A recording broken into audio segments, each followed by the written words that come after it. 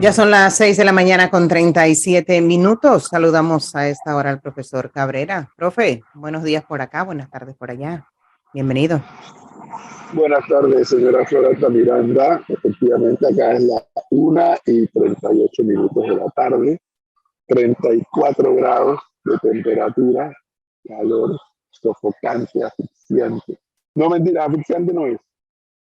Asfixiante es el de Panamá por la humedad. Acá es un calor, pero recio. Hoy, a 34 grados, está soportable. Ayer, a esta hora, yo no podría estar aquí donde estoy. Ayer era, o sea, yo no lo podía creer. Primero que son las 9 de la noche y el sol está afuera con todo su apogeo. Pero segundo, cuando pegó entre 2 y 4 de la tarde, eran 40 y no sé cuántos grados. 45, 44, 40 grados de temperatura. Qué locura. La ciudad casi, bueno, decir va a ser una exageración, pero muy poca gente en las calles. Y ya cuando cae la tarde, pero que el sol está afuera todavía, de 5 en adelante, 6 de la tarde, ya comienza a ver la gente, tanto a los locales como a los turistas, deambulando de un lado para otro, que la catedral, que es monstruosamente grande, es la más grande del mundo, el Alcázar, todo esto, ¿no? Entonces ya a esa hora comienzas a ver a la gente, porque es que antes de eso no se puede salir, o sea, la clase de calor que hace. Ya digo que hoy, normalito todo, 34 grados. Pero ayer y antes de ayer, cuando llegamos a la estación del tren, vinimos en tren desde Madrid a Sevilla, yo no podía creer la sensación de calor cuando salimos del tren, no puedo creer lo que se sentía. O sea, no hay forma de escribirlo. Pero bueno, la ola de calor es una realidad del cambio climático que los trompistas no quieren creerlo, pero es una realidad. Aquí las temperaturas son históricas las que se están marcando. O sea, ellos están acá en verano, lo que es verano de verdad, no lo que nosotros tenemos allá, es verano, y ellos viven con esa realidad del verano, pero las temperaturas sí, lo que marca es más allá de lo esperado, mucho más allá. Para que usted esté clara y no diga que no se lo advertí. Por lo demás, veo que Gonzalo insiste en irrespetar la soberanía popular, pero bueno, ese es el derecho de cada uno, no pasa nada. El estadio de San Salvador para la inauguración de los Juegos Centroamericanos del Caribe se desbordaba de gente, pero no solamente se desbordaba de gente, sino que aplaudía a Bukele hasta con los pies, lo aplaudía. Por encima de la Constitución está la soberanía popular. Dios mío, eso es falso. Bueno, eso es falso, vaya, ¿Sí? estúdielo. No, Vaya eso y es falso. estúdielo. Eso es falso, eso es falso. Mire, lea el artículo de la Constitución panameña. Léalo. El poder Cuando se público le emana del preguntó, pueblo. cuando se le preguntó al Bueno, pueblo mire, si yo para podía. callarle, No se le puede yo para preguntar ni siquiera callarle, porque la Constitución lo prohíbe. para Punto. callar, eso no es cierto, eso no es cierto. Yo quiero, Para No, callarle, ¿cómo que no es cierto? para ¿Le leo los callarle la artículos? boca a usted, eso no es cierto, porque callarle la boca a usted, lo que yo haría si fuera Bukele, eso sí lo haría, es convocar a una situación plebiscitaria. No puede, es que no sí puede. Sí puede. Está bien, pues. Sí puede. No puede. Tú no puedes, la Constitución no está por encima de la soberanía popular. Okay, Llama a cualquier, ¿puedo hacerte una pregunta? llama a cualquier estudioso constitucional que te dé la soberana gana y te lo va a decir. La soberanía popular es una realidad, no es una entelequia, no es una teoría, es una realidad. Cristi, buenos días, cálmese. Buenos días. ¿Qué es su Buenos vida? días. Está rojita, Tiene tiempo sin verme. ¿Por Bukele o por... No, pero es que me estabas tocando un tema muy importante y yo quería hacerle a usted una pregunta, entonces, de lo que usted está diciendo. La soberanía popular está por encima de la Constitución. ¿cómo se manifiesta la soberanía popular? Son La protestas, convoca, no la o sea, convoca. a un plebiscito. Sí, la Pero, convoca. pero entonces lo que yo no entendería es, si la Constitución no contempla un plebiscito, ¿cómo se asegura que el Pero es que plebiscito la se Constitución no le, cumpla? Cristi, por amor a Dios, la Constitución no le puede prohibir a la Por población favor, artículo manifestarse sobre un. 248. Profesor, Haga pero lo que usted escuche. quiera con ese artículo. No le puedes prohibir Pero, a la población que se manifieste sobre un tema. por No supuesto, se le pero por puede ejemplo, prohibir. claro, Por algo existen las revoluciones populares también. claro, pero mi tema es que con el tema, por ejemplo, de los referéndums y plebiscitos para que se manifiesta la voluntad popular. Hemos visto casos, no estoy hablando de Bukele en particular, pero por ejemplo, el famoso referéndum de los catalanes. Eso lo prohibió la Corte Suprema de Justicia, o sea, el Tribunal Supremo en España.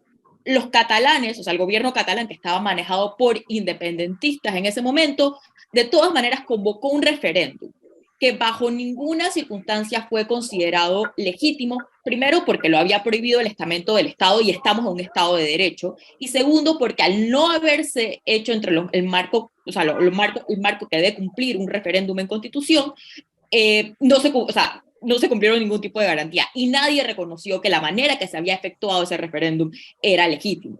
Entonces, eso de poner, y yo no sabría el técnico legal, pero cuando uno entonces hablaría de la voluntad popular sobre la Constitución, entonces eso no es un Estado de Derecho, porque cualquiera puede decir que representa, cualquiera puede decir que representa la soberanía popular. ¿Ah? Sí, Cristi. El pueblo catalán, cuando el pueblo catalán en su mayoría decida que no lo ha decidido, independizarse lo va a hacer. El tema es que no tienen la mayoría. Porque ese referéndum no fue receptor de la mayoría de los catalanes. Pero es que no solamente, no, o sea, en teoría el resultado del referéndum sí fue porque ganó, pero nadie lo constituyó legítimo porque la oposición lo boicoteó porque no estaba dentro del marco constitucional. Pero por eso, porque es evidente que la mayoría de los catalanes no están de acuerdo con pero la consulta es, a mí hay algo que, un momento, Cristi, y disculpe, a mí hay algo que yo no termino de entender, ¿no? De concebir. Oiga, es que, ¿por qué? O sea, la pregunta es, ¿por qué tenemos que ceder algunos derechos para obtener otros? Bueno, porque es América Latina y porque es así. No, a ver, un momento. ¿Estás cediendo qué cosa para obtener qué discúlpeme. El mandato presidencial de El Salvador dura 5 años. Usted hace un buen trabajo y usted se va. Y quien siga puede continuar su legado. Así como López Obrador lo va a decir, ¿usted qué tanto se queja de López Obrador? Entonces, no.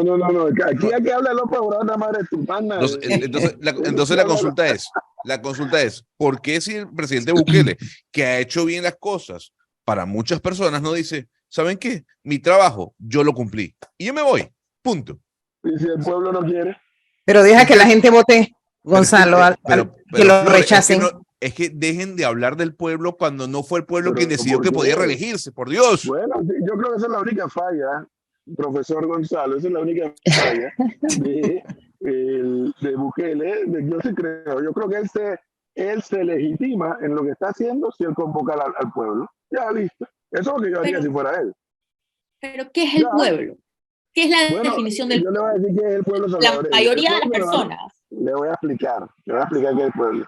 Si yo fuera Bukele, yo digo, voy a hacer lo que hizo Correa. Pero si es que Gonzalo es muy acomodado en su teorización.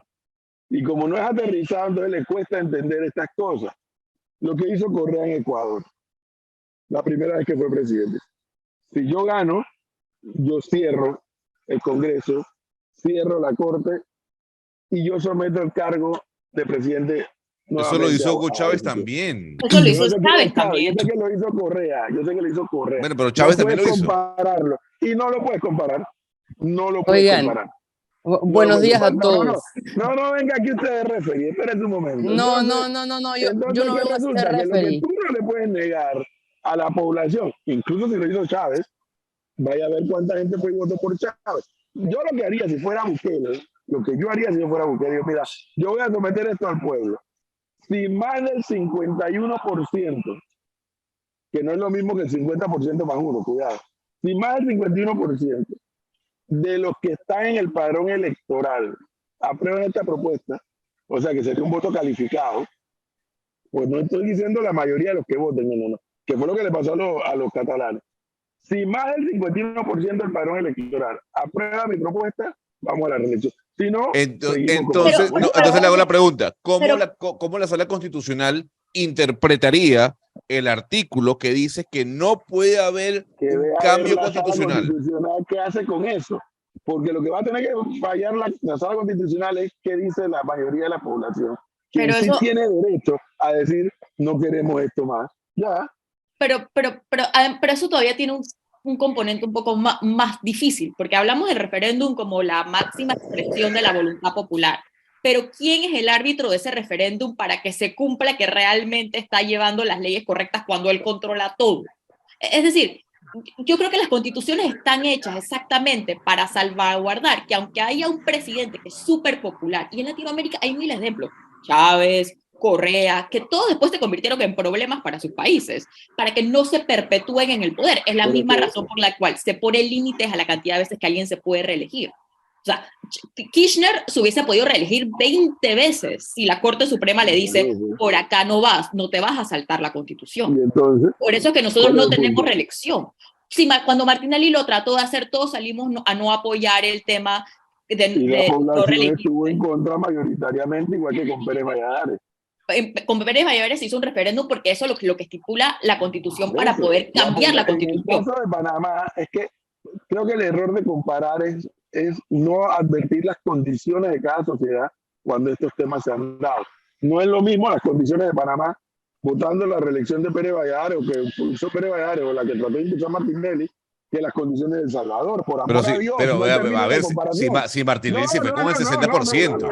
Y le voy a decir algo, a usted que le encanta sacar la Constitución panameña. Espérese, está comparando a Martinelli con Bukele. No, por amor a Dios. Está comparando a Martinelli con Bukele, señor. No se pisen, hable uno por uno, por Dios. A ver, Martinelli se fue con ¿cuánto por ciento de aprobación? Con 100 si le quieres dar, dale 100. Pero cuando intentó hacer el tema de la reelección, se le vino abajo todo. Como se le vino abajo a Pérez Valladares. Yo le voy a decir, claro. Porque la población es sabia al final. Y la población salvadoreña, entiéndelo por amor a Dios. No es un tema de teorizar. Esa gente ha vivido 40, 50 años matándose. Y la pregunta es... No. O sea, Bukele es el único. La pregunta es: es el único. En este Perfecto. momento, sí. Muy bien. No, es el único. Porque un demócrata. Ni el FMLN, perdón, ni es Arena. ¿Qué te parece? Un demócrata hablando de eso. Pero me le mandan un mensaje. Entiéndelo. Me le mandan un mensaje. La gente tiene derecho a coger su rumbo. Escuche. Usted que saca pecho aquí de la Constitución. No le importa la salvadoreña, pero la panameña la saca de pecho. Le mandan este mensaje. El artículo 2. Artículo 2. Usted que dice que el poder del pueblo. Mire, el poder público. Escuche, el poder público solo emana del pueblo, como usted bien dice. Y lo ejerce el Estado conforme a la Constitución que establece. ¡Punto! Pero yo digo, a mí no me parece. Pero las elecciones, o sea, ni las elecciones ni los referéndums son mandatos divinos. A un líder en democracia, en un Estado de Derecho. Bueno, pero cuando un presidente decide saltarse la Constitución, ¿qué es eso? Cuando un presidente no está cumpliendo con el mandato, que es administrar el Estado por un tiempo determinado de acuerdo a la Constitución que tiene, entonces se está saltando un mandato divino. No estamos hablando de lo mismo. No, sí, al final todo el punto que se está diciendo aquí es, el fin entonces justifica los medios. Porque Bukele ha metido preso al 2% de la población, se ha saltado el Estado de Derecho, ha acabado definitivamente con el tema de inseguridad en El Salvador, entonces él tiene derecho a saltarse y a corromper todos los poderes que les tienen que ponerle punto final a su poder, entonces no es lo que entiendo. Eso es lo que estoy entendiendo. Señor Leonardo, buenos días. Yo aquí estoy escuchándolos a todos. Buenos días, ¿cómo están? Hola, Cristi, María Cristina, Melissa, Gonzalo, profe, Flor y a la audiencia que nos ve y nos escucha a esta hora.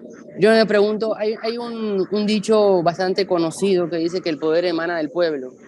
y si el pueblo vota, puede ser que lo que está haciendo Bukele sea inconstitucional, que es lo que estamos debatiendo, pero si el pueblo vota y elige a Bukele, ¿qué se le va a decir a toda esa gente? No estoy al lado de nadie, claro, pero ¿qué se le va a decir a toda esa gente que lo reelige y lo va a votar nuevamente? Y seguro lo van a reelegir, Leonardo, y seguro lo van a reelegir. Bueno, Pero el tema es, ahí donde voy yo, es donde voy yo.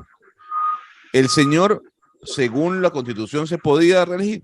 No, tuvo que venir, así fue la historia. Llega la Asamblea Nacional nueva, con mayoría, obviamente, bukelista, cambian los magistrados interpretan un artículo de la Constitución y se da la posibilidad. Punto. Esa es la realidad.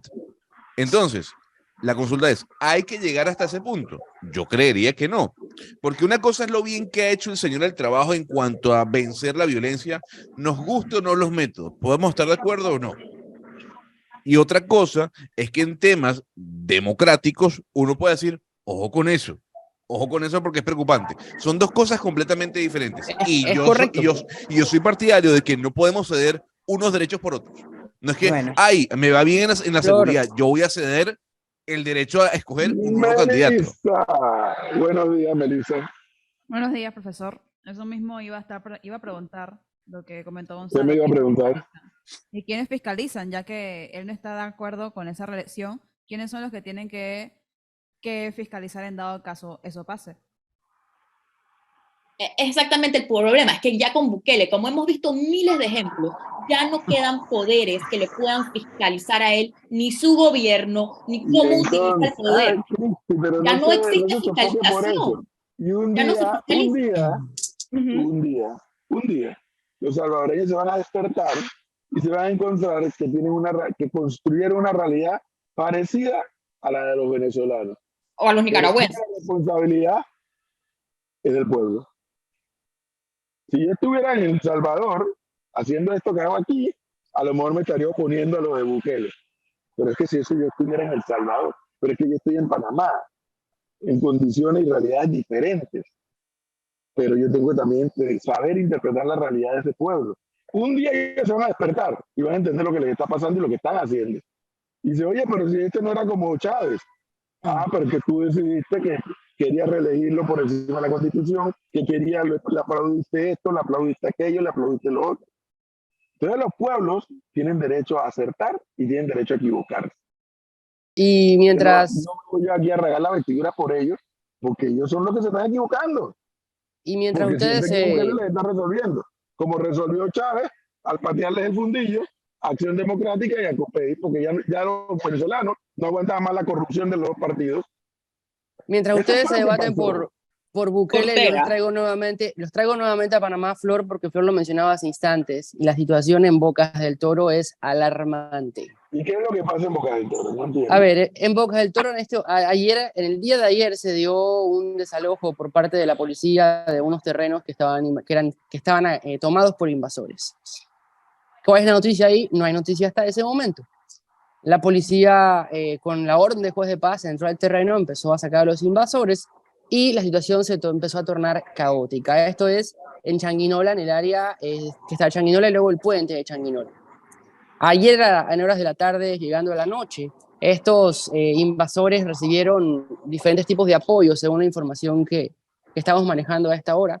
Y la situación se tornó caótica porque empezaron enfrentamientos entre la policía, entre los dirigentes invasores, entre estas personas que llegaron a apoyar a los invasores, y en horas de la noche empezaron a amenazar a los funcionarios de gobierno, además de amenazar a autoridades del área, decirle que si se acercaban al lugar iban a ser secuestrados.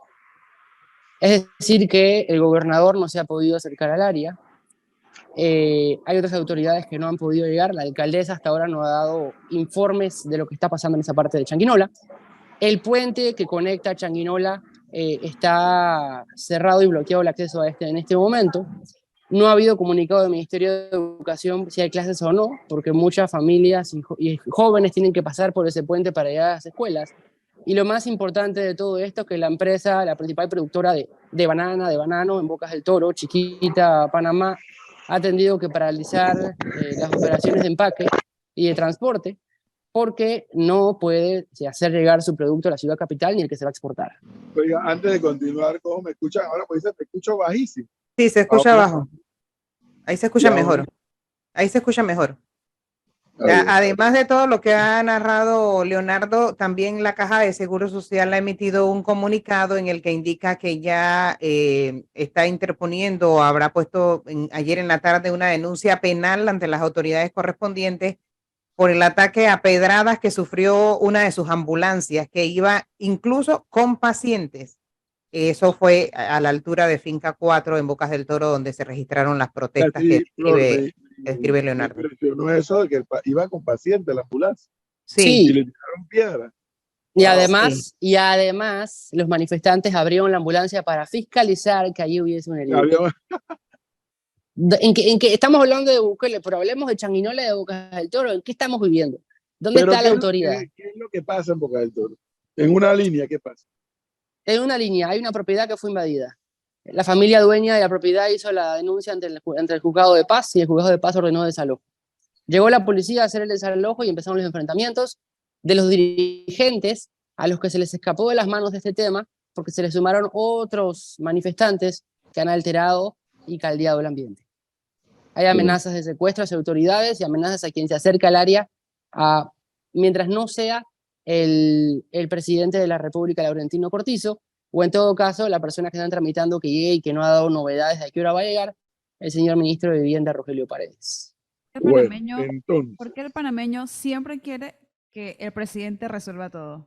Todo, sí, típico Porque el presidente tiene que intervenir en una situación como esta, no tiene sentido. O sea, no es el papel del presidente. Bueno, porque es que los políticos, cuando son oposición, como le cuestionan todo al presidente de turno, entonces como son oposición, después llegan a ese gobierno, entonces tienen que hacer lo mismo. Bien, observen ese detalle que lo vengo advirtiendo. Buena parte de la incultura política que hay en Panamá, en parte se debe a la educación, es cierto, pero en gran parte se debe a los propios políticos que no contribuyen en esto. O sea, ¿por qué la gente siempre pide que el presidente salga a resolver el hueco de la calle, la invasión de los terrenos?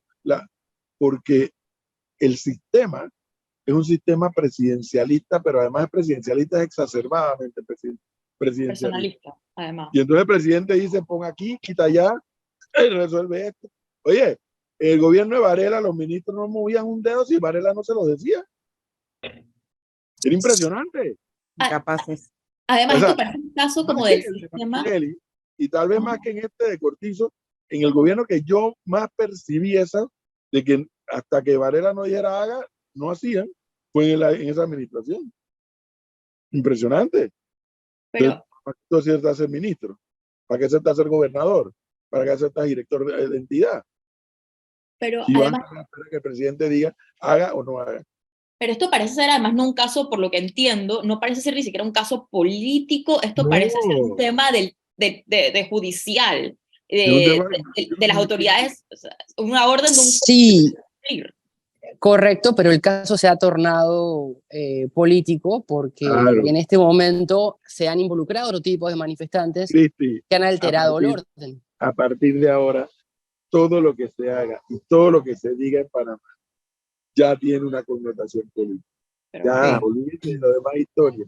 Regreso, en un escenario o en otro.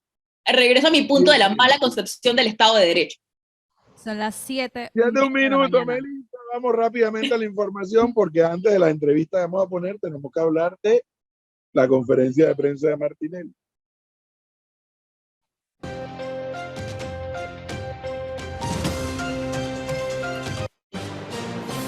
La información al instante en Panamá en directo, Minuto Informativo. Ya son las 7 de la mañana con 2 minutos. Y tenemos que el Tribunal Nacional de Disciplina y la Fiscalía General del oficialista PRD advirtió este martes que abrirá procesos disciplinarios a aquellos miembros del partido que no acaten ni obedezcan los postulados de la Declaración de Principios y los reglamentos del partido, así como también los lineamientos políticos trazados por los organismos internos de esta agrupación política. Ambas instancias del partido le piden a la membresía cumplir con el principio de la disciplina partidaria, con el respeto entre los miembros dentro y fuera del colectivo político, pero en especial cumplir con el ideal y la ética torrijista. Clima. Buenos días. Iniciamos la mañana del miércoles con nublados y lluvias en Darién, costas del Caribe panameño, Golfo y Bahía de Panamá, como también la provincia y área canalera, se esperan algunos aguaceros dispersos. En el resto del país, algunos nublados y lluvias dispersas. La noche se espera fresca, con vientos suaves provenientes del noreste, alcanzando hasta 10 nudos. Temperaturas máximas de 30 grados Celsius. Soy Annette Quinn para Panamá en Directo. Internacionales. 8 exmilitares colombianos han reconocido este martes su responsabilidad en 49 ejecuciones extrajudiciales que tuvieron lugar en los municipios de Dabeiba en Ituanogo, en el departamento de Antioquia, entre 2002 y 2006 durante el gobierno de Álvaro Uribe, en el marco del escándalo conocido como falsos positivos, por el que se premiaba a militares a cambio de matar civiles y hacerles pasar por guerrilleros abatidos. Ya son las 7:03 de la mañana. Minuto informativo en Panamá en Directo.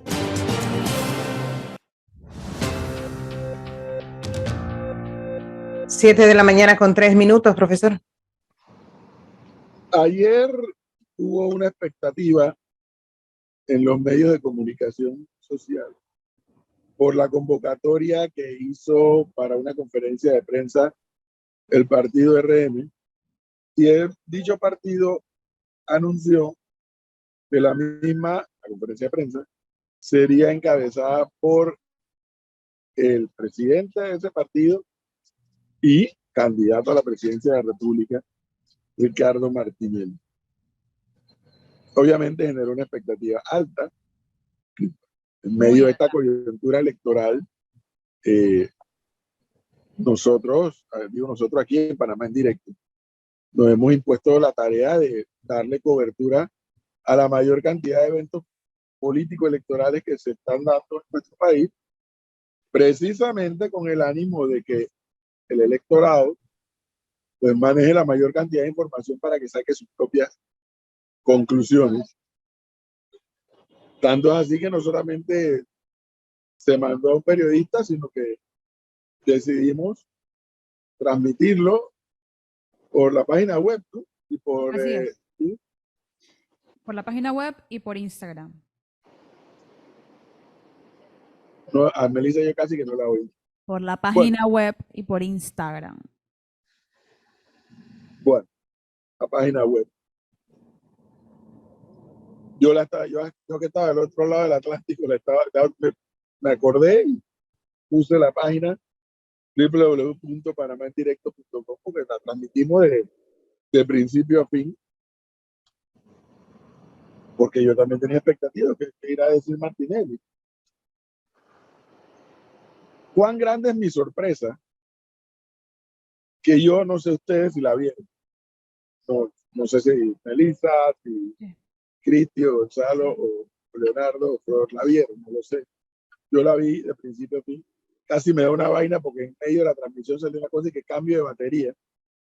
Y empecé a gritar en el cuarto. Y esto, ¿qué es esto de cambio de batería? Y pensé que era un mensaje de aquí mío y resulta que era de allá. Bueno. Yo percibí un Martinelli derrotado ayer en esa conferencia de prensa. Y cuando digo derrotado, explico a qué me refiero derrotado. Percibí un Martinelli que pareciera que no va a poder presentar una alianza con ningún partido político. Pareciera. Por todo lo que fue. Y alguien aquí una vez dijo que teníamos que contratar a alguien para el lenguaje corporal. Correcto. Pero bueno, el lenguaje corporal de Martinelli en estos momentos no es el mejor porque todavía está convaleciente de su operación. Y 3 veces habló de la alianza con el pueblo. 3 veces. Que entonces dice mucho y no dice nada, porque es que aquellos que andan en no sé qué y no sé qué, pero di quiénes son los que andan en qué cosa. Mi impresión es que ayer vi a un Martinelli que no va a poder presentarle en la eventualidad que sea candidato, no va a poder presentar una alianza con ningún partido. Es la impresión que me dio en base a lo que dijo ayer. Estoy reaccionando a lo que yo vi, no a lo que yo sé, porque yo no sé qué arreglos o qué amarres pueda estar haciendo Martinelli. Pero mi percepción en base a lo que planteó esa conferencia de prensa, que no va a presentar una alianza, que además sabe que el fallo está en camino, eso me quedó muy claro, que el fallo está en camino, que obviamente el fallo le es adverso, se desprende de lo que dijo, porque él acusa al fallo de político, de maniobra, de cuanta cosa. Los casos fabricados, eso fue lo que dijo. ¿Cómo? Con respecto. Que eran casos fabricados con respecto. Ah, que fabricado. Okay. Sí, argumentos que se dan cuando pareciera que ya tú sabes lo que te viene. Y por eso digo que Martinelli dijo mucho y no dijo nada. O sea, dijo mucho para el que trata de leer entre líneas lo que él dijo. Dijo nada para el que simplemente vio la conferencia y dice, ¿y entonces qué pasó? Porque eso de hablar de una alianza con el pueblo, eso es abstracto. Alianza con el pueblo, eso que es. El tema del fallo, mejor no hablo del fallo, porque después digo lo que no debo decir. Pero la impresión que da es que sabe que el fallo es inminente y que le es adverso. Entonces, no entendí la conferencia de prensa. Al final, ¿cuál es el propósito? Victimizarse. Como me decía alguien ayer, definitivamente a Martinelli la victimización no le cae. Porque como él siempre ha mostrado la guapería y el bullying y el rofeo a todo el mundo, ahora es que no, pobrecito yo, que no sé, no le cabe. Entonces la gente no le compra la victimización. Es que realmente yo tampoco entendí el porqué de esa conferencia, porque siento que dijo cosas que ya sabemos, que cosas que ya él ha mencionado en varias ocasiones, y para qué hacer una conferencia para repetir eso. Por acá dicen los oyentes que habló como una persona que está en espera de un resultado y ahora quiere demeritar todo. La conferencia de prensa, dice otro oyente, de RM tuvo, a mi parecer, el efecto contrario. Demostró cero fortaleza, más bien se le veía debilitado, aceptando el hecho de que se va a quedar solo, sin capacidad de unir otras fuerzas políticas y el entorno de quienes le rodean cada vez menos fortalecidos. Aparte de Camacho, Alma Cortés y Alejandro Pérez, los demás son personas sin ninguna preponderancia política, dice el oyente. Dice otro oyente que RM cree que todo el mundo es como Marta. Ay, Dios. Pero ayer, fíjese que ayer hablando con la diputada Cano sobre las alianzas que tendría el Molinera frente a las elecciones y con el PRD, usted creo que le hizo la pregunta sobre si iban en alianza con el PRD y a mi entender quedó que sí, ¿no? O sea, que ellos van a seguir conversando, pero lo que dice Camacho es otra cosa, ¿no? Que ya hay conversaciones entre RM, el partido Molinera, y que hay 5 puestos a diputados reservados, ¿no? Para el partido. Y una alcaldía, no se sabe cuál. Pero yo si lo que veo...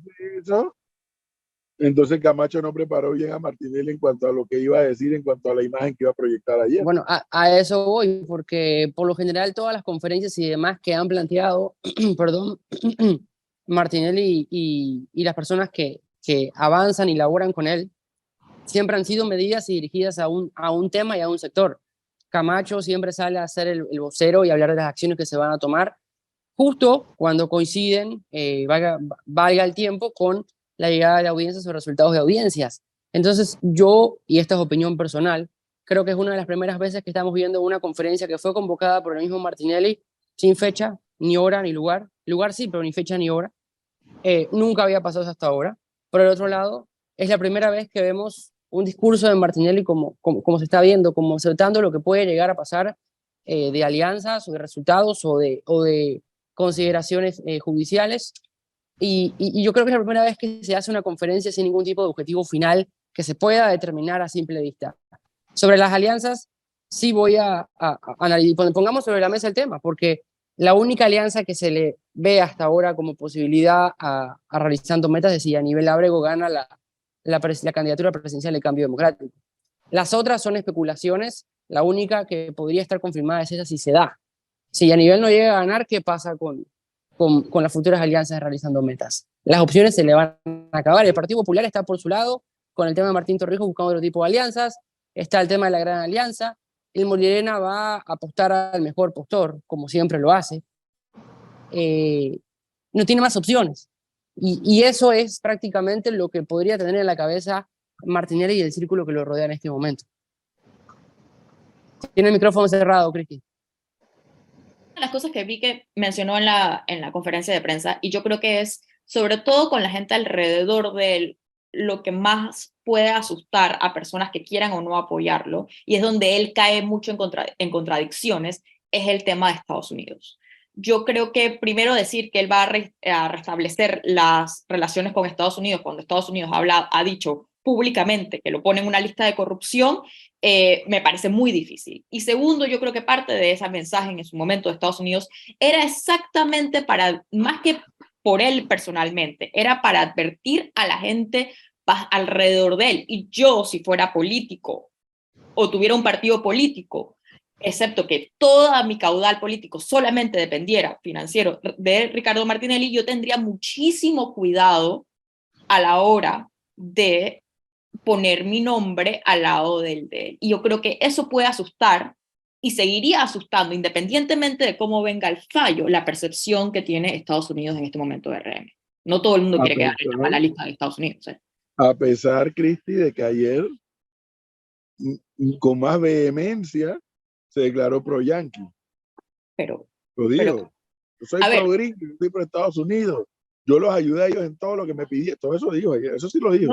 No, por eso lo vi, pero hay una contradicción muy grande. A ver, Estados Unidos también usualmente se va a ir dependiendo de cómo le funcionan sus intereses, y Panamá no ha estado en su lista de prioridades en el último tiempo, excepto en el tema de seguirle los casos a Ricardo Martinelli. Y a mí me parece muy difícil que Estados Unidos va a ver con buenos ojos una posible presidencia de Estados Unidos, ni para restablecer, o no restablecer, pues, para aumentar o mover de manera positiva las relaciones, y cuidado con la gente que está alrededor. En lo que no estoy de acuerdo con lo que acaba de decir Cristi es que Panamá no está en el radar de Estados Unidos. Aquí nada más hace falta que venga Biden. El único que falta que venga.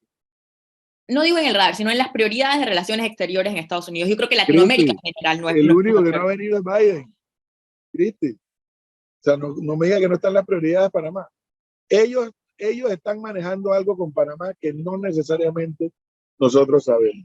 Tema migratorio puede ser, tema China puede ser, tema corrupción puede ser, no sé, o una gama, o varios temas al mismo tiempo, pero aquí nada más hace falta que venga Biden.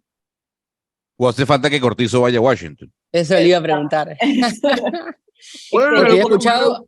es que para Gonzalo es fundamentalísimo que los presidentes de Latinoamérica vayan a besarle la mano. Del mundo, ¿no? Del mundo. Sí, claro, con Gonzalo. Que pise la Casa Blanca es lo que dice Gonzalo. Sí, pues, ya. Yo estoy completamente de acuerdo con Gonzalo. Eso maneja, para mí son mensajes bastante claros. ¿Qué cosa? Cuando no han ido los presidentes a la Casa Blanca. Y no es algo personal necesariamente con Panamá, pero yo creo que Latinoamérica, hasta muy poquito, no ha sido prioridad de Estados Unidos en sus temas de relaciones exteriores. ¿Cuándo ha venido la jefa del Comando Sur ya? Bueno, yo lo que les digo es, no es lo mismo que venga la jefa del Comando Sur a que el presidente vaya a Washington. El señor Blinken. Creo que ha venido una sola vez para acá. La primera dama. El secretario el tipo de seguridad, que yo fui a esa conferencia de prensa. No me digan que Panamá no está en radar de los gringos, pero por Dios. El problema es que los panameños tenemos que no sabemos cuáles son los temas de ellos. Ese es el problema que tenemos.